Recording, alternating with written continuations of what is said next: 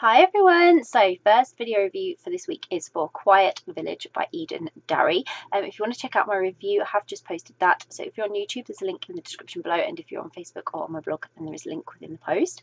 And this is the video review. So Quiet Village by Darry. Yeah, it scared me.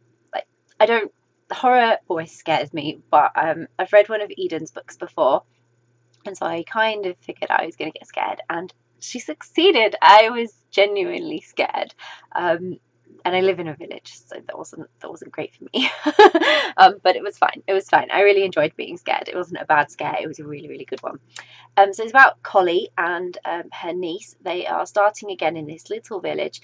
They're trying to move on, but the village is kind of strange, and they get this feeling that something spooky is going on. So when Emily, who's an undercover reporter working as teacher at the local school, and she's new to the village herself, she's looking for answers after her brother's disappeared. And when sort of she and Collie come together and realise they both think something strange is going on, they seem to sort of come together to try and work out what this strangeness is, because as I say, Emily's brother's disappeared and nobody in the village seems to know anything about it, or don't really seem to care.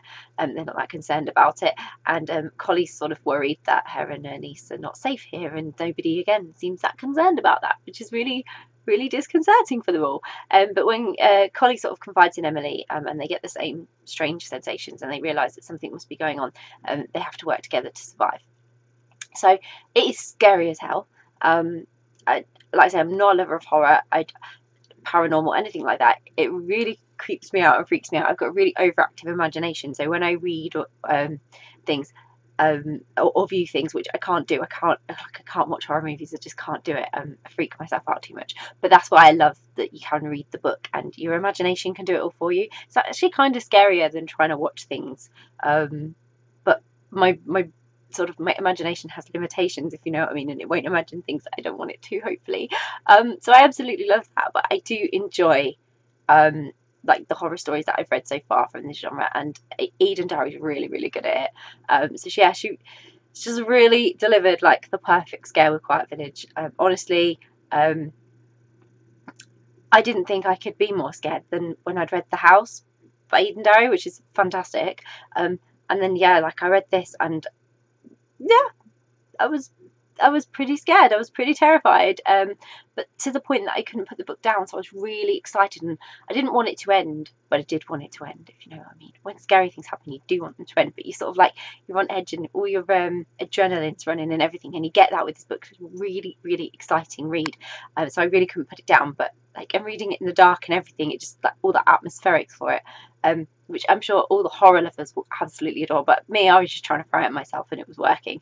But I wanted to finish it, but I absolutely loved the sensation and the thrill of being scared by the story. I really, really did. So if you like that, it's a bit of an adrenaline junkie thing, isn't it? I don't like to be scared, but I do like to be scared. It's kind of weird, but yeah, I really, really loved it. So the story was sort of really intricately pieced together and really cleverly crafted to make me feel really, really uncertain, and I really did. So I wasn't just scared, I was like really nervous and not sure what was scary here and what was going on, and it was like, I was really hoping it was actually going to be something that wasn't just all Collie and Emily's imagination, because again, that can be pretty scary when you scare yourself and there's nothing going on.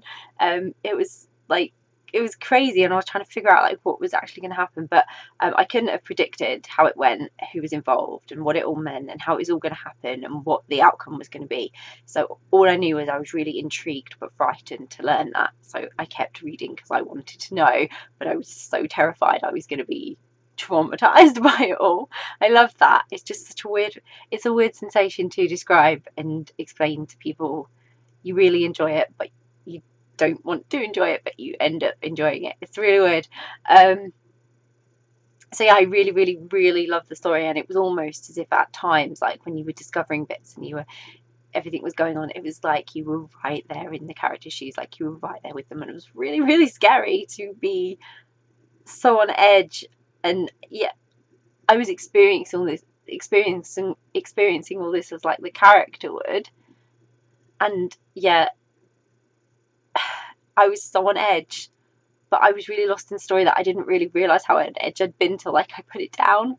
It was so weird. Like made me jumpy afterwards, but I wasn't jumpy while I was reading it. I absolutely love it though. Fantastic, fantastic. It's very powerful when a story can do that to you and make you have those sensations and feelings. So this is just another great story from Eden Darry.